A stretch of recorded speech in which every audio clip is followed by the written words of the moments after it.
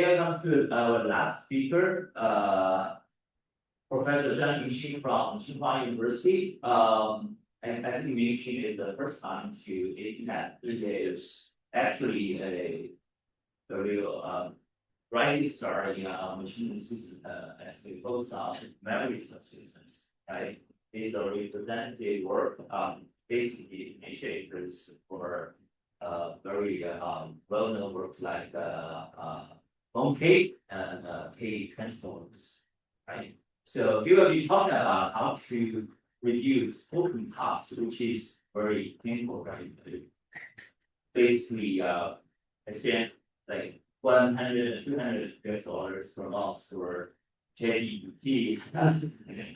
Hopefully, Mingxing can give us some idea to reduce it to like 100 IAP or $100. Okay, so here's your time. Okay, thank you for the introduction. It is my honor to present here in the network community.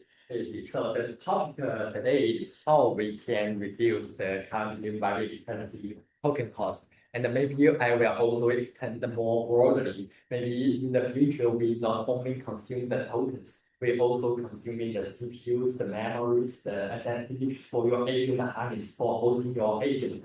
So how we generally reducing this total cost ownership, the main topic. And besides the Tsinghua University, we have formed an open source organization called KVCache.ai, and all these three open source projects are initiated by these organizations. Today, I will mainly focus on the first, the Mooncake, and the last.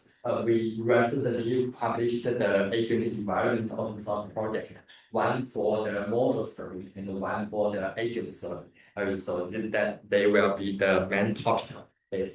So as you can see that we are currently have a paradigm shift. Originally, we are serving chatbot, which means that for every question, the language models will give us an answer, and the token consumed in this scenario is very limited. But now we are using the agent. Every request to the agent will be full explanation of dozens of invocations, and every invocations will aggregate the so-called context. And every invocation also leads to the long thinking process, always consuming the tokens. So currently consuming of tokens are 10 dozens and even hundreds times larger than the original chatbot area.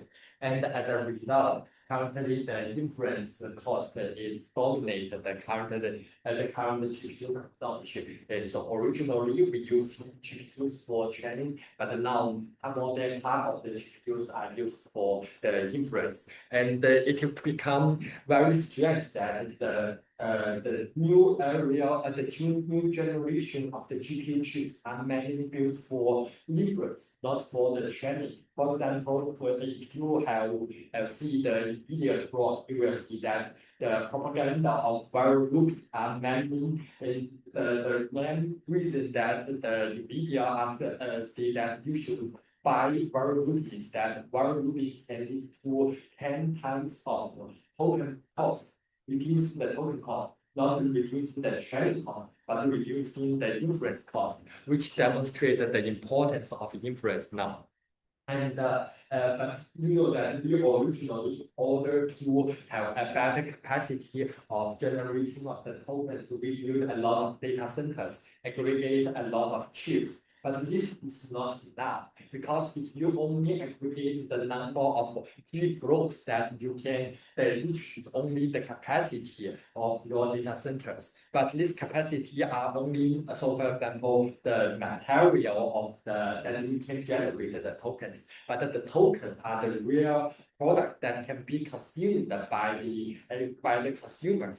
And the token also have different kind of tokens. For example, we have tokens from small models, tokens from large models. We have tokens with very longer TTFT, the time to the first token, and we have tokens with shorter TTFT. We have tokens with shorter TPOT, time per output token, and we have tokens with longer TPOT. All these different combinations leads to different so-called quality of the tokens. And now, as we have mentioned, that we are in an agentic agentic area, which means that the agents only want high quality tokens, which means that it should from large models and it should have very low latency of TIP and a very fast generation output. For example, in the original chatbot area, we just need maybe 15 tokens per second. That is enough because as a human, I cannot read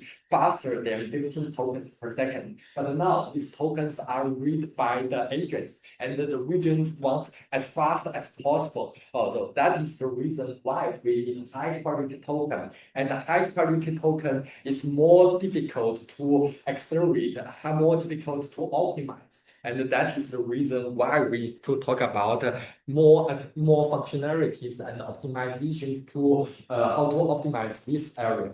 And of course, as introduced, we have our original most famous work is how we can use heterogeneous accelerators in combine to accelerate the inference and to reduce the total cost of ownership. And as you can see that we have originally the H800, which is good for the computation. And now we have Blackwell, Ruby, and ASIN, and maybe some other more speed, some other different kind of chips. They are all good at the T-flows per dollar. And we also have, for example, the H2, H20, and maybe Grok, and maybe some other 3D DRAM-based chips. They will be best for the bandwidth per dollar. And we also have DRAM and maybe the SSD, which is good for the capacity for per dollar. So if we can divide the inference procedure of the large language models into different stages, and one stage for communication, one stage for bandwidth, and one stage for capacity, that will be great. And that is the key idea of disaggregation of serving of the large language models.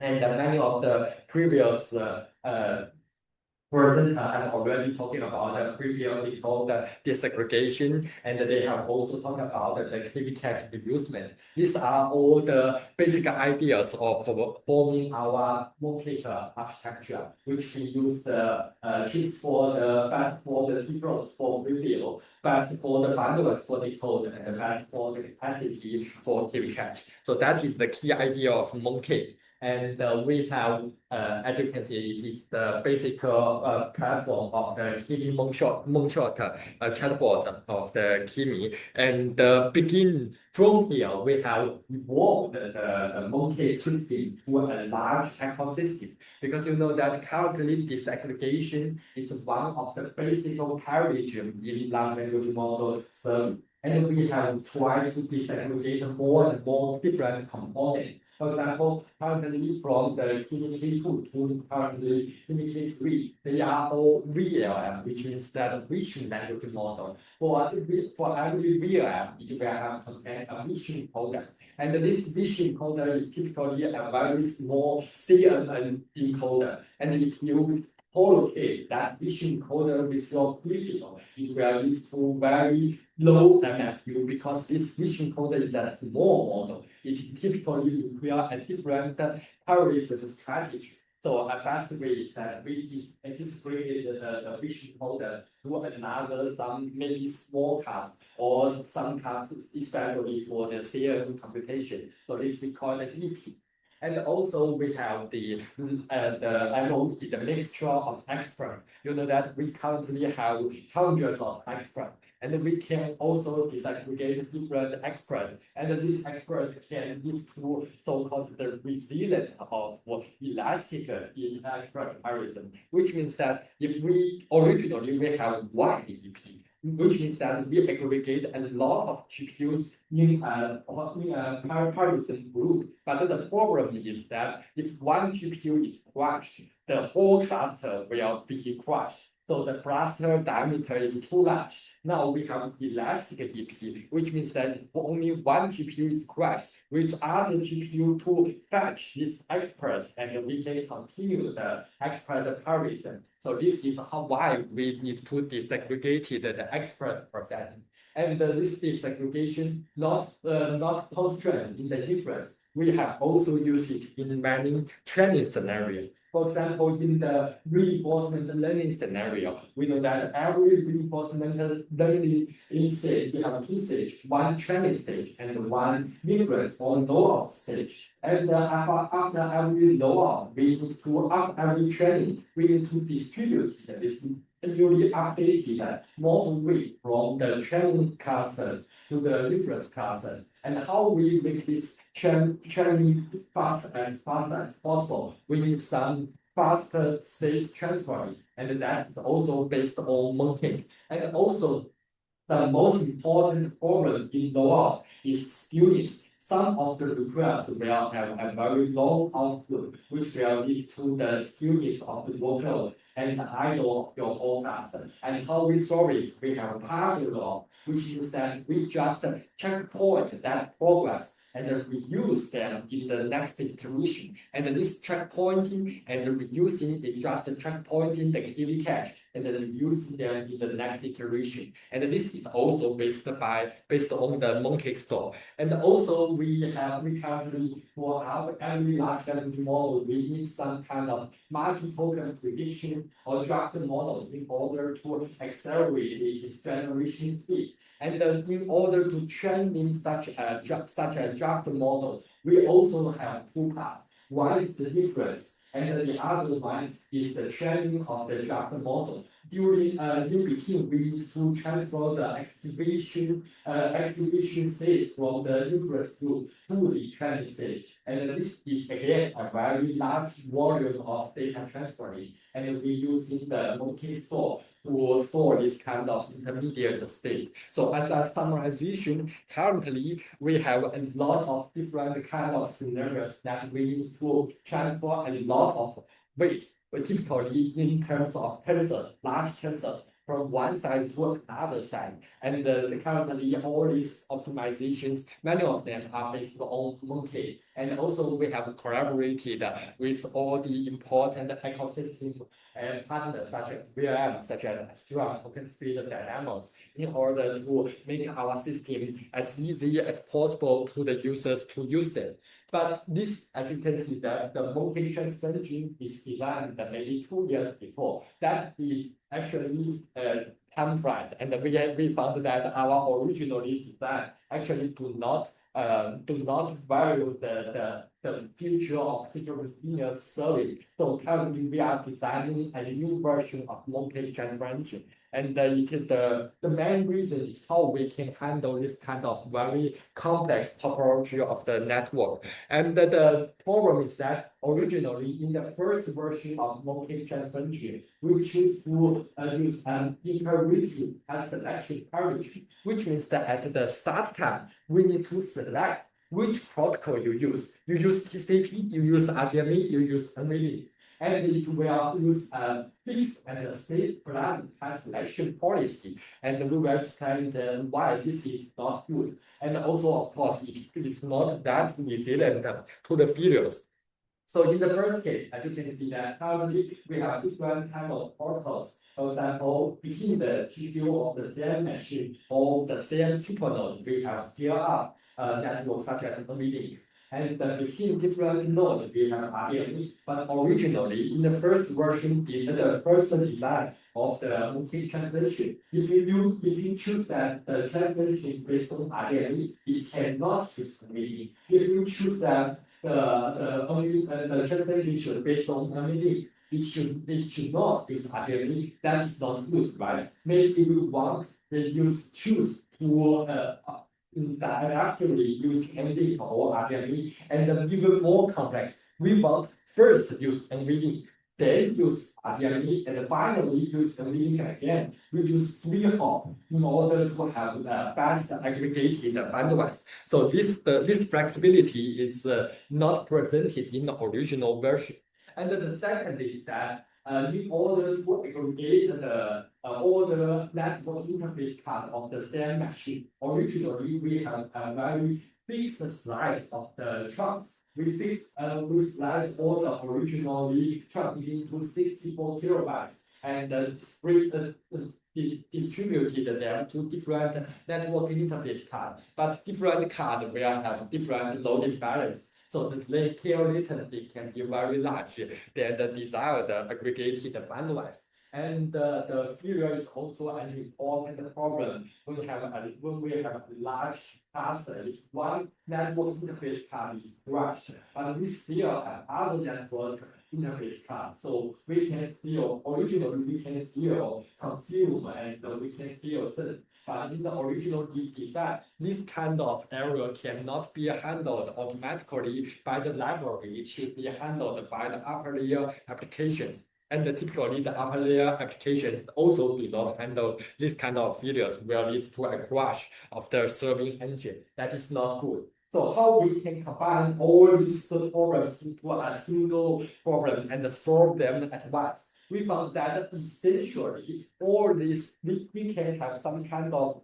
intent-based description of the user requirement, and they can all be translated by moving some byte buffers from some locations to some other locations, and all the materials, whether they are HBM, they are DRAM, they are SSD, can all be abstracted away by a same abstraction, which means that we are just byte buffers and we are just moving it from somewhere to some other where. And with this same abstraction, we can abstract away all the details of the protocol implementation, policy implementation, and different kind of routine policies.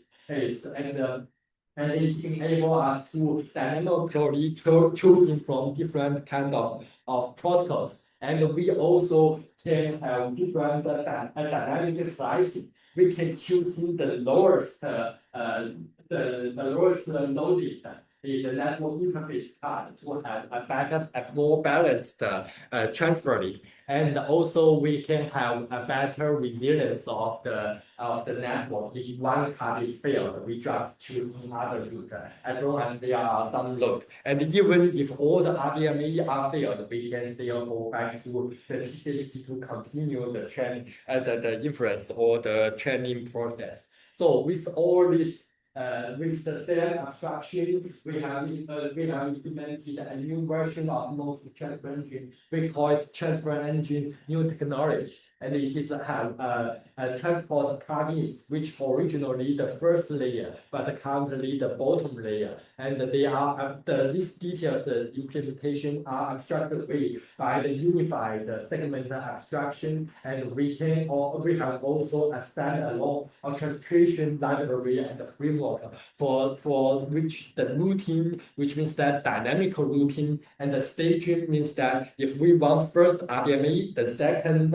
unlink, and the third hop back to RDMA, we call it staging. And it can also have the error handling, automatic resilience, all these kind of complex technicals and policies are implemented in a standalone library. It is not coupled with the detailed implementation of different transport. So this is the new version of transferring engine. And as you can see that in our micro branch, it leads to a lot better bandwidth and better latency. And it is most important in two different scenarios. One scenario is because the long complex KVCache reusement. In this case, we need to move a large chunk of the KVCache. The transfer engine NT can lead to better bandwidth. And also the reinforcement learning scenario where we need to move the large model width, the latency is also largely reduced. So this is the first part about the Mooncake. And the second part, I want to extend a little bit from the original model serving to the whole agent serving. The currently agent serving, you not only consuming the tokens, but also need to host some kind of agent harness which consume your CPU, your DRAM, and then your SSD. And in the last year, we have executed an analysis on how much the cost is how many monies are cost by the tokens, the model serving, and how much of your budget are cost by the CPU serving. And surprisingly, we found that if you choose to use some cheap models such as DeepSeek V3 or Gemini Flash, and you use the solution from provided by the cloud service such as the serverless or containerized service, it may be in some certain cases up to 30% of your budget are consumed by the CPU, not by the models. So this is also a surprise to us. And we found that the main reason that there are a lot of kind of capacity for optimization.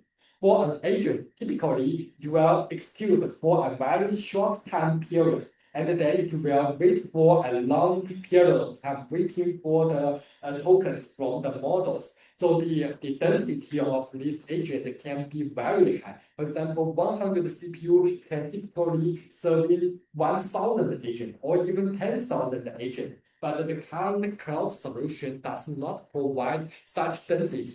And that is the reason why its cost is so high. And it also the reason why the optimization opportunity is also very high. And this is for serving.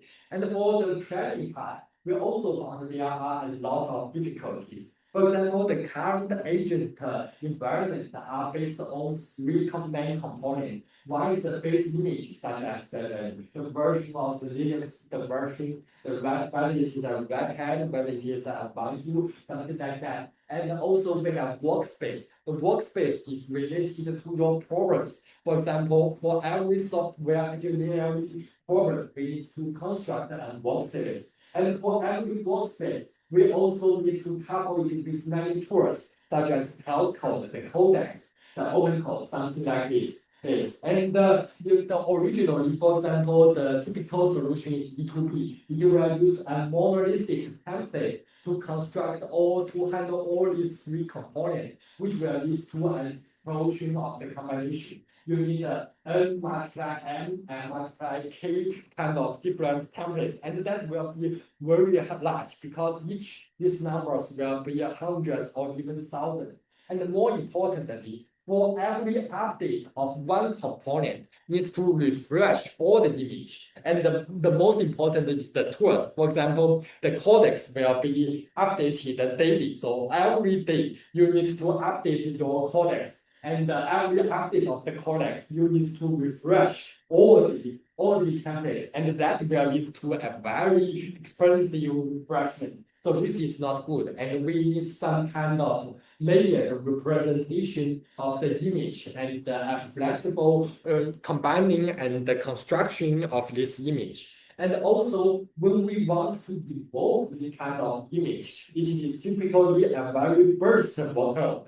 Because when we want to invoke a reinforcement learning training job, it will immediately invoke more than thousands of different tools and thousands of images. And this start time latency is in the critical path, and it will demand a lot of network and a lot of moving. And the original OCI image is not good because if you are using OCI image, you need to download the whole image and unpacking it, uncompress it, decompress it, and then use it. And this is not good. We want some kind of on-demand loading of the state. So all these problems should be solved in the current agent serving scenario. And the key is, of course, reducing. How we can reduce the CPU time to increase the density, how we can deduplicate the page cache to again increase the density, and how we choose to pour the whole memory in order to have a better elasticity of the Docker image, and also how we transfer the layer format of the Docker image to have a better flexibility. And all these are constructed in the final project we have just open sourced with the releasing of T3, which is the agent environment.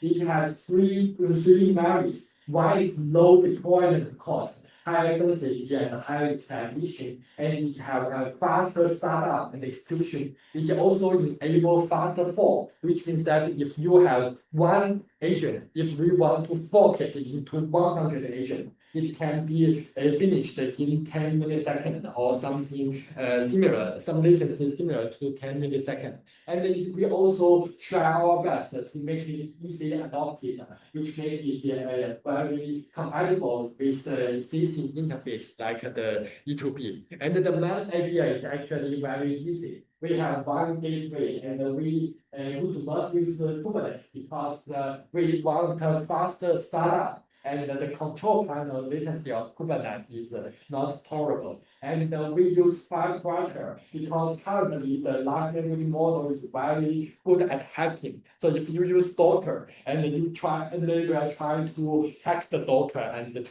try to smooth out to have some steals the answer from other collocated Dockers. They do not want to solve the problem by themselves. They just want to steal the answer from elsewhere. So we need some kind of more isolation. That is the reason why we choose Firecracker, the micro VM. And we also use the UBLK in order to have a faster co-designed IO path, and we have on-demand state storage loading and a lot of co-designed format of the image in order to a flexible combine of the image. And also we try to deduplicate the page cache because there are a lot of agents are from the same root address and they share the same page cache. But originally in Docker, because the different Dockers are sharing the same OS, these deduplications can be handled by the operating system itself. But currently we are using micro VM. So different guest OS do not know that they are sharing the same page cache. So we need some more modifications on the micro VM in order to deduplicate it and in order to increase the density. And then this is the reason why this is necessary. As you can see that the claimed memory and the claimed CPU of this agent are actually one magnitude larger than the real needed of this agent. And with this deduplication and the high density optimization, as you can see, the serving cost of our agent environment is one order of magnitude lower than the traditional cloud providers solution. And that's the main reason why you should use agent environment if you want to orchestrate a lot of agents. So that's all about my the presentation. And as a summarization, that we found that currently we are entering a so-called core design era.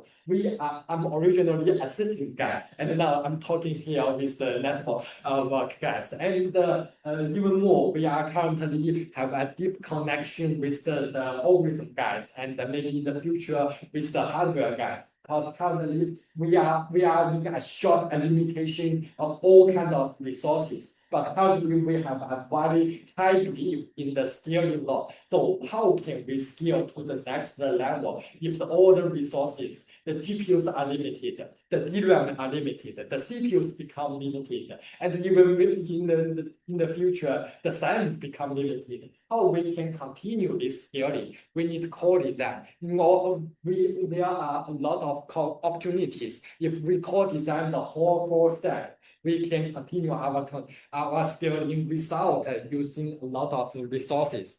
And we also believe in open source because the open source is one main contribution in initiate this kind of core design. So all our the most important part of our works are open source, such as the Mooncake, such as the KTransformers, and also the newly open source agent environment. So that's all about my today's talk. So I'm happy to take any questions. Thank you. Thank you. Questions?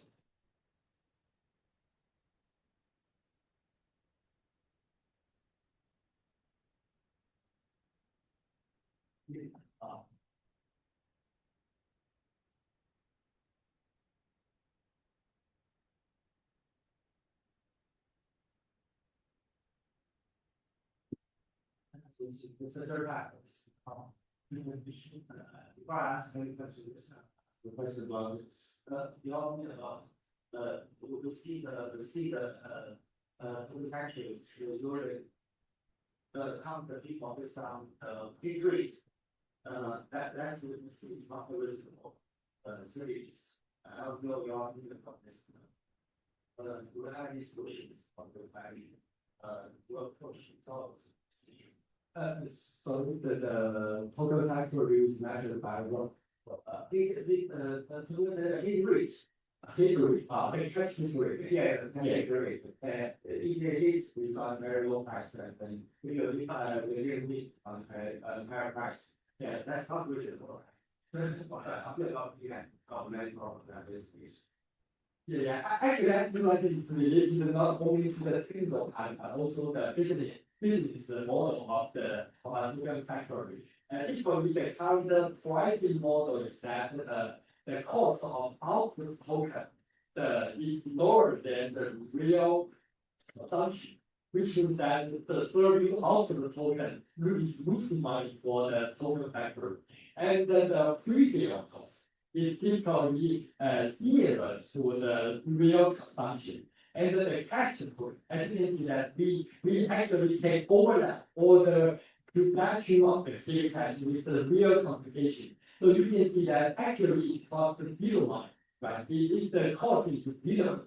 And the reason why we still cost some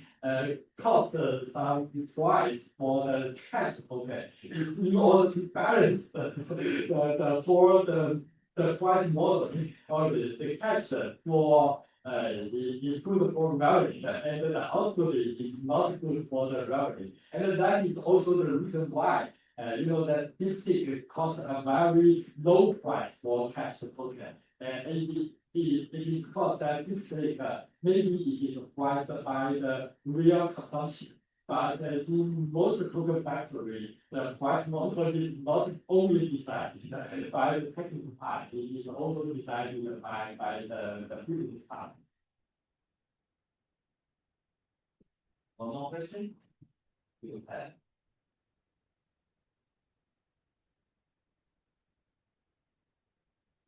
Yeah, so thanks easy for the talk. I say this is a lot of it's an excellent work here. So my question is just to shift a little bit about that. So after you've done all this work and you mentioned about the code design, do you in your mind some technical changes that want to post to this network integrated? Yeah.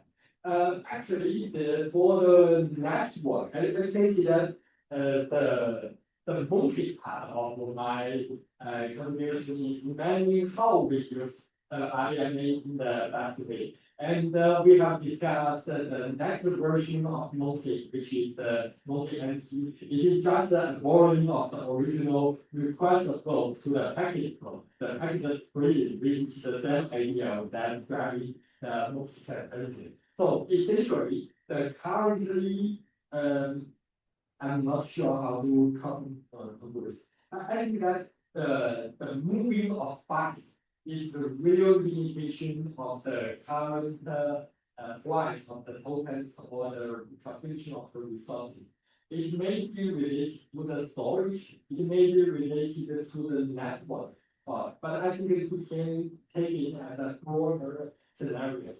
So currently we can not make it very clear what is storage, what is network, because the current cross-rack communication, the communication is evolved very fast.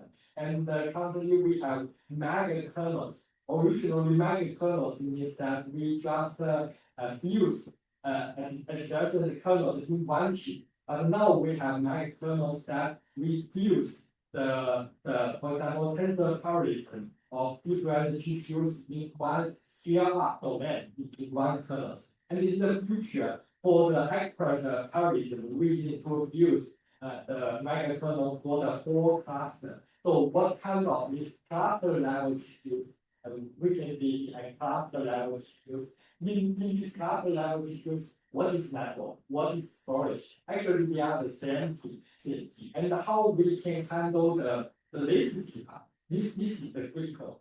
Or in most cases, even in the original design of the Mooncake, we just we want consuming the best to make the best use of the binaries. But when we use best use of the binaries, we typically need a very high degree of concurrence.